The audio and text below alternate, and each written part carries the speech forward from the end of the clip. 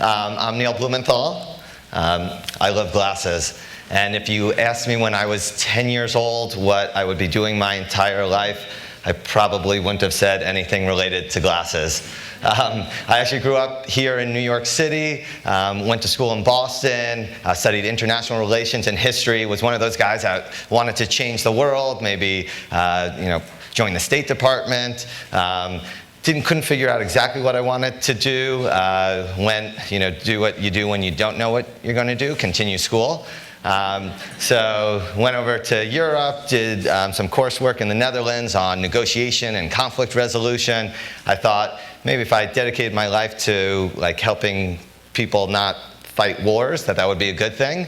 And if people weren't killing each other, then they could focus on the big things like health and education.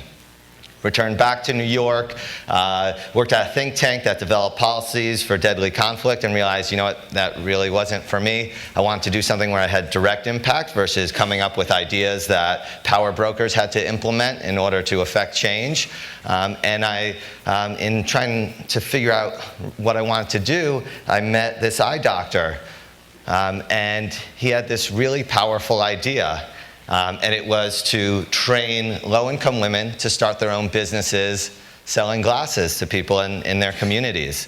One thing that I didn't realize was that there's about 1 billion people on the planet that don't have access to glasses.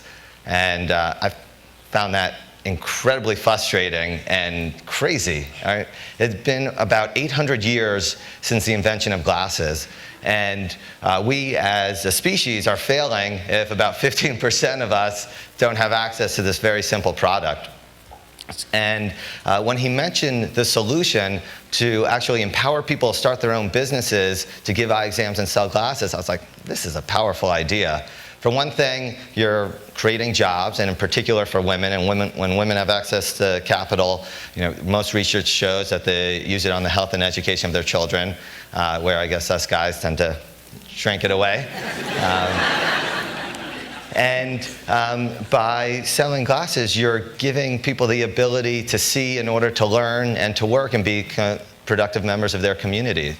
So I basically packed up and moved down to El Salvador as the second employee of this nonprofit, and then spent about 5 years starting programs in about 10 different countries to sell glasses to people in need. And one of the things that I discovered is that people care about fashion. And you could be the poorest person on the planet, and you'd rather be blind than wear a donated pair of 1970s cat eyes. So I started designing glasses according to sort of the communities where we were working. So in South India, everybody loved gold-rimmed glasses or gunmetal. In El Salvador, Guatemala, the styles were more similar to what you'd find here in New York or LA. It was just sort of my first learning just about the power of design and fashion. Fast forward, I decided after 5 years to go back to school and met a couple dynamic guys. We were chatting, and one of my co-founders, or who would eventually become my co-founders, had just lost a $700 pair of glasses in the seat pocket of an airplane. And he was complaining about how expensive they are. And we thought, yeah, it's insane. Why do glasses cost as much as an iPhone? And my other buddy, Andy, was like, well, why don't we sell them online?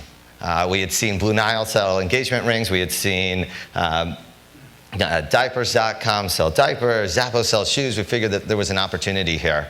And when we looked at the market, we saw that it was massive. $65 billion a year globally, $22 billion alone in the US, and less than 1% was being sold online. And we also noticed that sort of there was, some funny things within the industry, some interesting dynamics. For one, you could go and you buy an eyewear-only brand like Ray-Ban, Oakley, Oliver Peoples, Persol, or you might buy a fashion label like Chanel, DKNY. You'd probably go to a chain store like LensCrafters, well, probably not this crowd, or Sunglass Hut.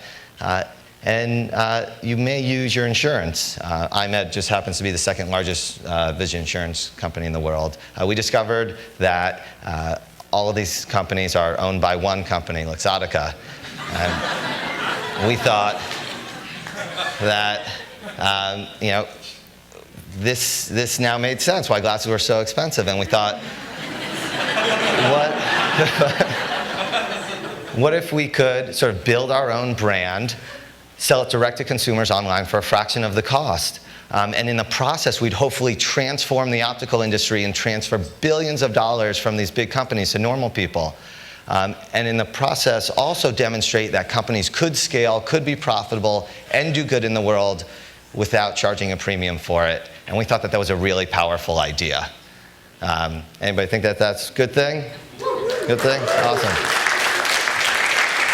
So I want to just tell you what I just did, because you all raised your hand and your clap, so I figured that you like that story. I told you a little bit about myself. I told you the pain point, why we started this company. I told you the solution.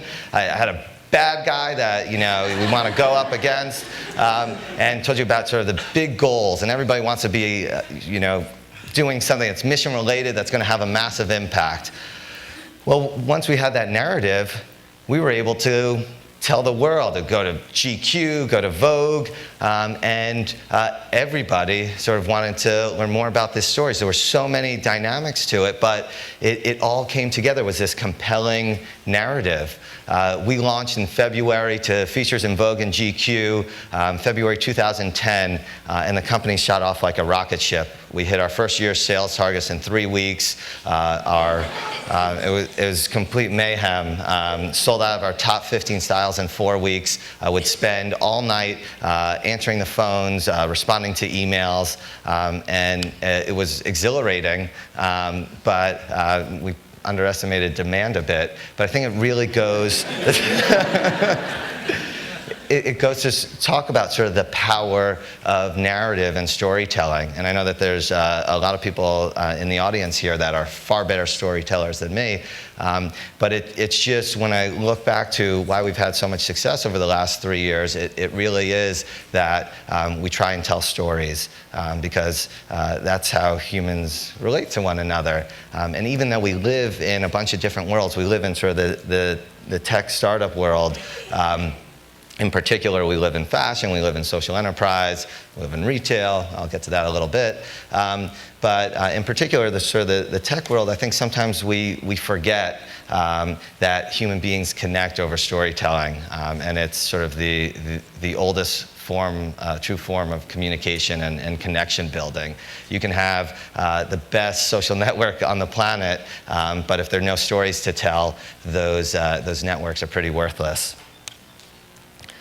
So when we think about this narrative, we're also constantly trying to figure out, how do we prioritize our messages? And one thing that we spent a lot of time thinking about is, who are our customers? Why do they buy glasses? What do they think about? And what is that purchase calculus like? And we found that, for one thing, people care most about how the glasses look on their face. So the first thing that you'll learn about us, hopefully, is that we make beautiful glasses.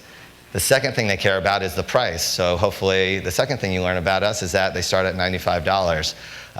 The third what they care about is it good quality? So hopefully you'll learn that we have custom acetate, Japanese titanium, 5-barrel hinges with Teflon-coated screws, that we offer free shipping, free returns. And lastly, you'll probably learn that we're carbon neutral, that we distribute a pair for every pair that we sell. And that doesn't mean that that's not super, super important to me, but it means that I don't think it's that important to you when you're purchasing a pair of glasses. Don't get me wrong, I know that you're altruistic and amazing people, but you're buying glasses to help you see and to talk about who you are as a person. And we respect that, and that's why we really focus on product. This is not to say that there's not a strong business rationale for our social mission. It's what drives me and gets me up in the morning every day. It helps us recruit and retain great talent. And I do think that it helps our customers be more loyal and more likely to share about us to their friends, but I don't think it's the #1 reason why they buy glasses from us. So taking this narrative a step further, everything that we do falls within a framework.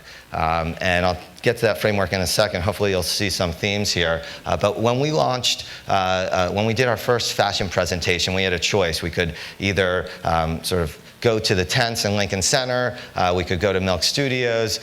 We decided to do it at the New York Public Library, a strange location for a fashion presentation. And we didn't really get permission. We went to the great reading room, and we had about 10 of our employees sort of stake out a bunch of tables, and we did hair and makeup for about 25 models at the Bryant Park Hotel, a block down the street. We snuck them in, and they sort of sat in these seats. We had previously invited about 30 editors. We had sent them these letterpress invitations that said, shh, come meet us in front of the big building with the lions in front of it at 3:15. And sure enough, they actually showed up, which was great. We deliberately didn't use sort of the New York Public Library's name because we didn't have permission to use it. Ushered them up into the room, and at 3:30 on the dot, everybody put on their glasses and lifted up these books with this bright blue jacket on it with the frame name by Warby Parker. And it was this magical, magical moment. It was different, it was unexpected. Everybody wrote about it.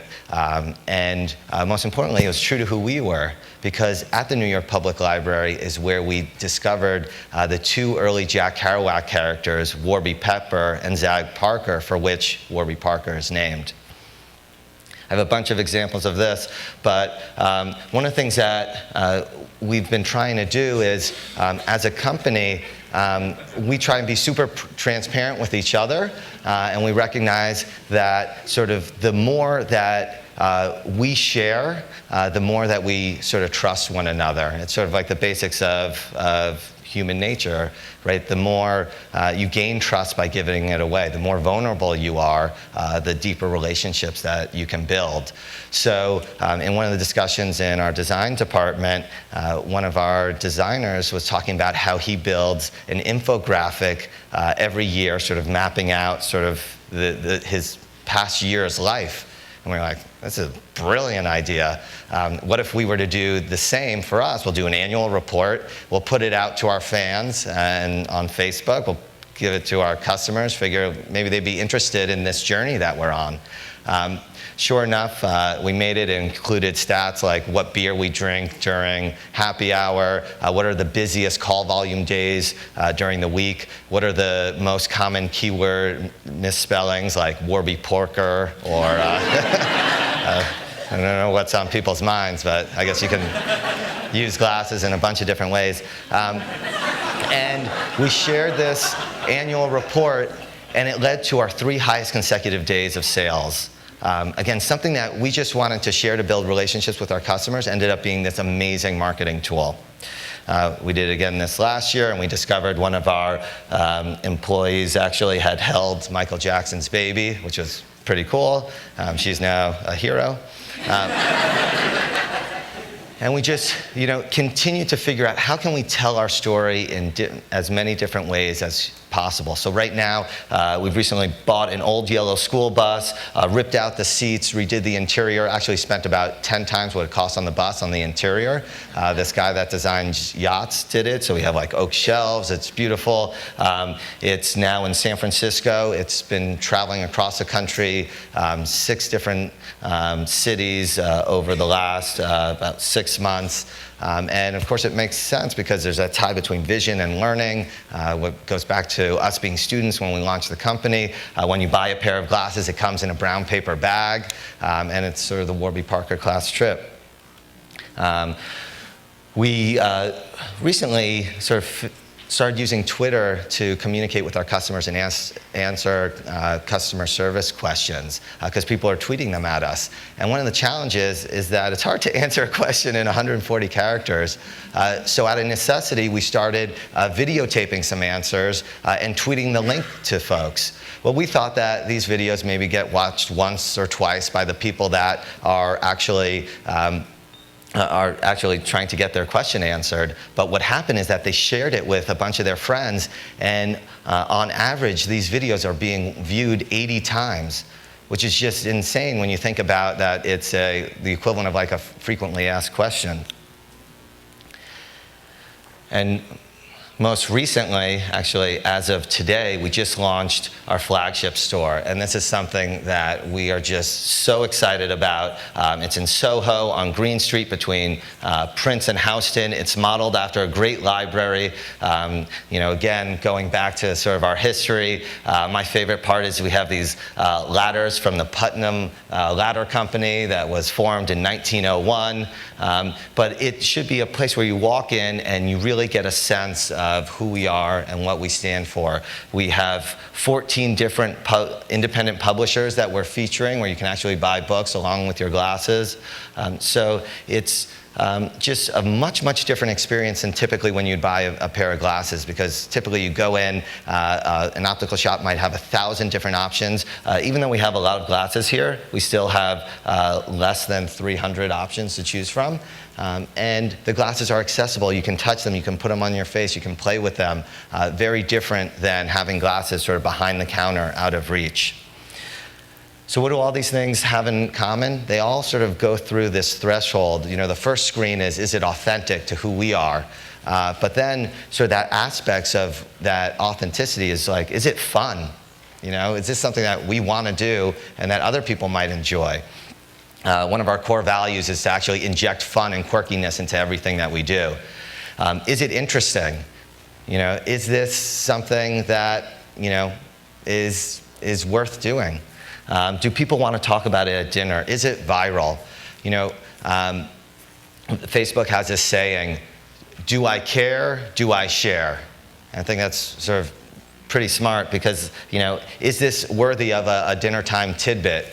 Because everybody wants to sound smart and share something interesting. And lastly, does it do good in the world? Does this sort of lead towards our mission? Is this something when we look back in 20 years that we're going to be proud of? Now, sort of following these filters has enabled us to have a Net Promoter Score of 91, which is a measure of customer satisfaction, which is, for those that don't know, is off the charts. Typically, best in class is Apple and Zappos, which are about 78 and 82 respectively. So this is something that we take a ton of pride in, but I think it's because we're putting ourselves out there, and people are responding to that. And then lastly, half of our traffic and sales is being driven by word of mouth. Because of what we're doing, people are talking about it.